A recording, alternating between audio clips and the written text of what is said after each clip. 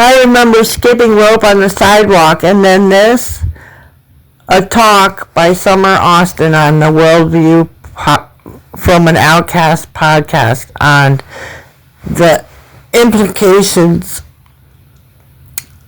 of AI and computers and the internet. So,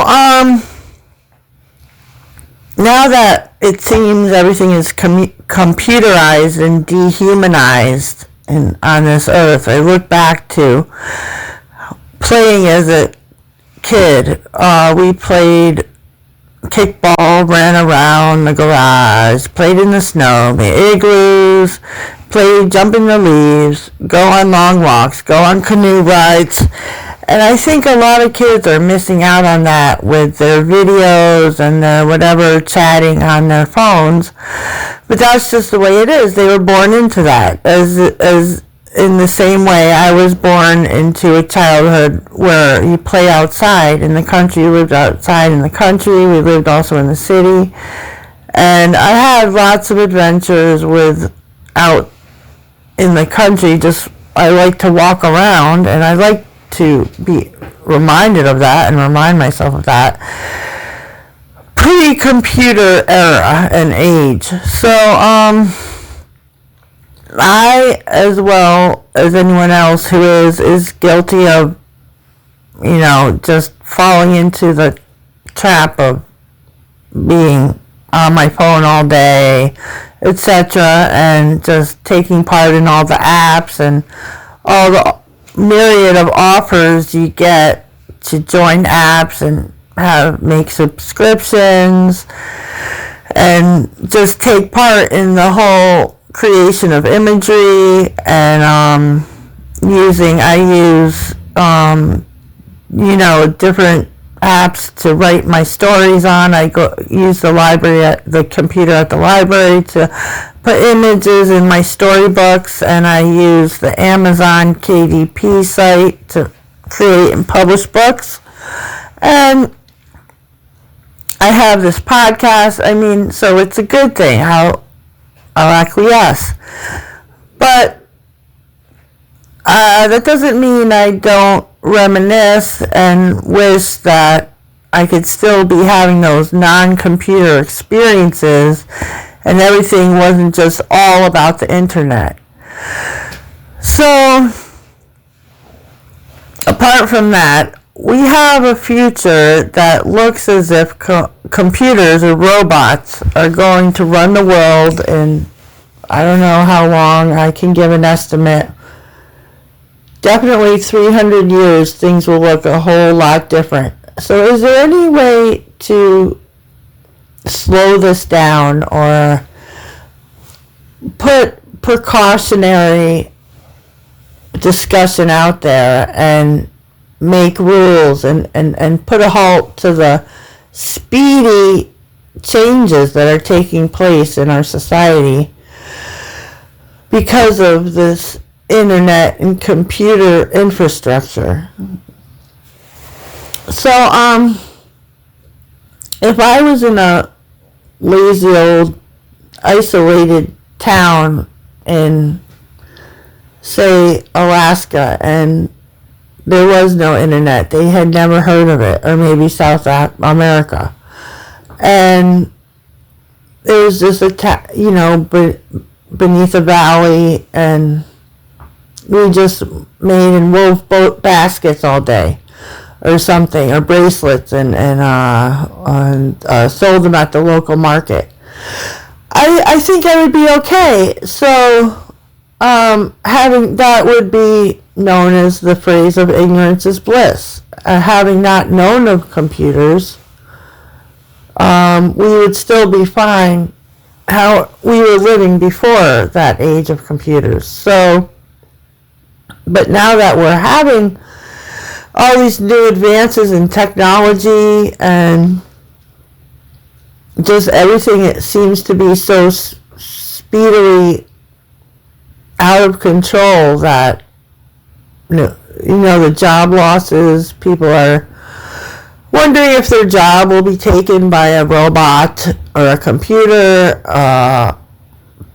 person, which would be a robot, or like how long their level of knowledge will be able to be used or kept up, how long they're kept up with, and with all the new advancements, how long can we carry on our development and participation in it. So,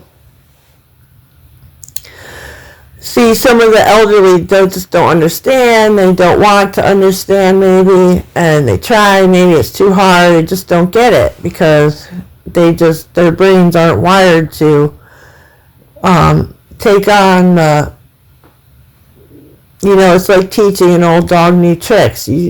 Someone who uses a rotary phone, it's going to be hard for them to be able to activate a new cell phone or what have you, a smartphone, or be able to type in different things to text or be doing what us younger people are doing here on Earth now.